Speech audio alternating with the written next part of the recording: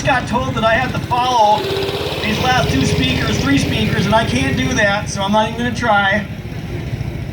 But I would like to thank you all for coming here. I want to thank Bucky and Kenny and Everett, and mostly I want to thank you for the short time this came about. The turnout here is fantastic. I can't tell you how impressed I am. You know, we grew up in Minnesota, and it's a place where we grew up working. And I said, when I hear the people these days talk about how hard it is, and I know that when I was growing up, I was working when I was 14. I was driving my own car because I had to, because that's what we needed to do to survive. And my parents didn't have the money to buy my clothes. But if I would have went to school and complained about that, I'd have probably got the crap kicked out of me because everybody else was doing it too. Yeah. So when I look out here, and I tell you that when growing up, we had 15 milk cows. I milked them by hand. And then when we were done milking cows, we used to go pick rocks. So I had some nice cows and I had some nice rocks, but I haven't seen anything like what's out here today. Thank you guys for coming. You've heard some pretty good speeches today. I can't tell you how inspired I was by a young lady who is now a citizen and can come here and tell us what it's like in the countries that the Democrat wants to turn us into. And I can tell you from looking at the people out here and from knocking doors, that the people in northern Minnesota are not ready for that.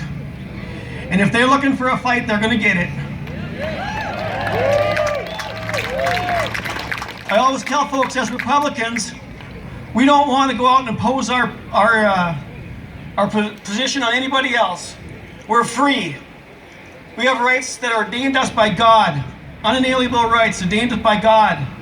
And if they're ordained by God, no man can take them away. And that's why you see the Democrats coming so hard after God. They won't mention God. Even Joe Biden, when he gave his speech, he fumbled over the words so he wouldn't have to say creator. That's my opinion anyway. But we believe in God. And if God gave us rights, no man can take them away. Amen. Yeah. But there's a time in our lives, just like the time in the lives when our forefathers set foot on, or decided to break away from England and said we're going to be free. And the same battles are going on today. It's just that it seems like the socialists have taken a pretty good hold here in Minnesota. But it's not too late. Not through prayer and action. And as we move forward closer to this election, we need you guys on the ground. Because I can tell you, they've stifled us in St. Paul. And they've tried to block your voice in St. Paul. But you're showing them here today that you will not be silenced and your voice will be heard. Thank you for that.